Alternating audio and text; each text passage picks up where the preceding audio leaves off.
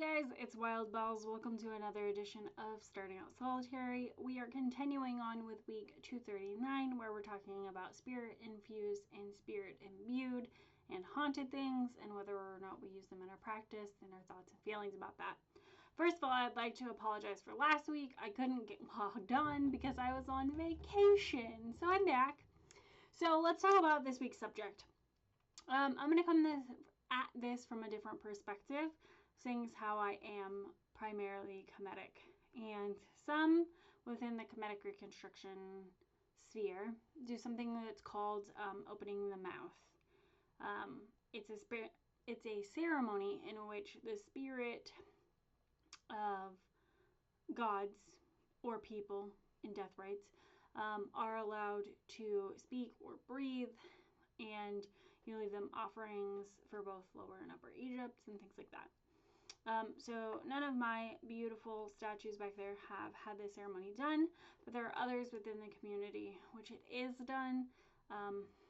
That's when, and it happened a lot within, I won't say in a lot of civilizations, but I will say in several civilizations, where they would dress the statues and feed the statues and bring them offerings throughout the day, primarily in Greece and Rome and Egypt that I can think of.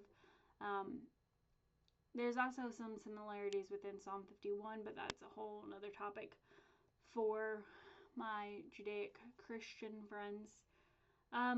As far as spirit imbued, that's a little bit difficult for me because a lot of things are imbued with all sorts of things. So, like when I was given my athame, it was imbued with an elemental spirit. And so, there are certain things that are done to keep that up. I have ancestral stuff. And there's also, I've went through and kind of talked to some of my other friends about the subject, and I have a friend from Japan who, her family, they get rid of things once it hits 100, because there's this old world belief in some parts of Japan where after 100 things become conscious in a way.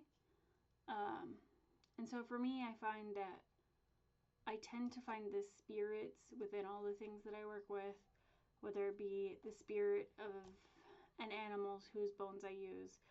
Specifically, I use deer a lot because it's native to my area, and rabbit and turtle. And I find the spirit of those animals are still there. And I work with insects and the spirit of the dirt and the land spirits around in the mud and the clay, and shaping things out of that clay and the spirit that takes on, and working with elementals a lot. So for me, it's hard for me to, I don't know, I wouldn't call those things haunted, but I do consider them a classification of spirit imbued. So I do work with those a lot.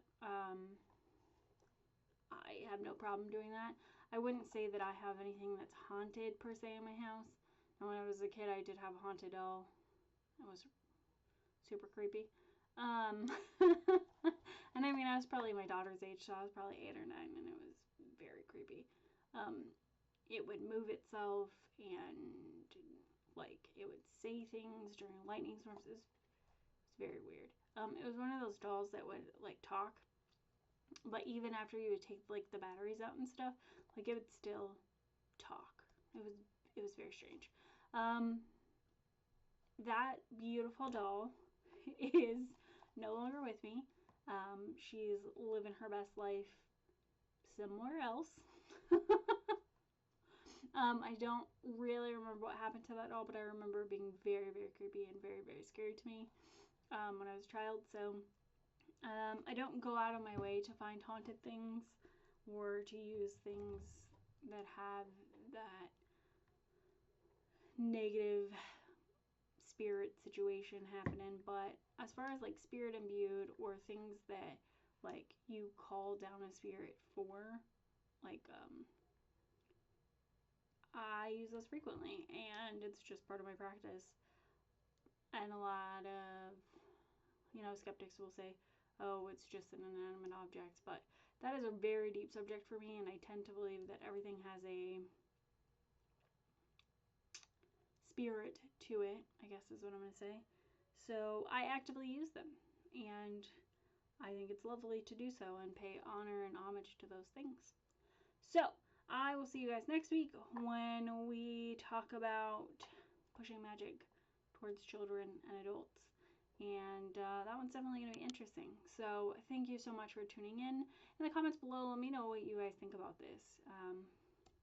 I don't know, I don't deal a lot with hauntings, so haunted objects is hard for me. Spirit infused objects is where it's at for me. So let me know in the comments below, and I will see you guys next week.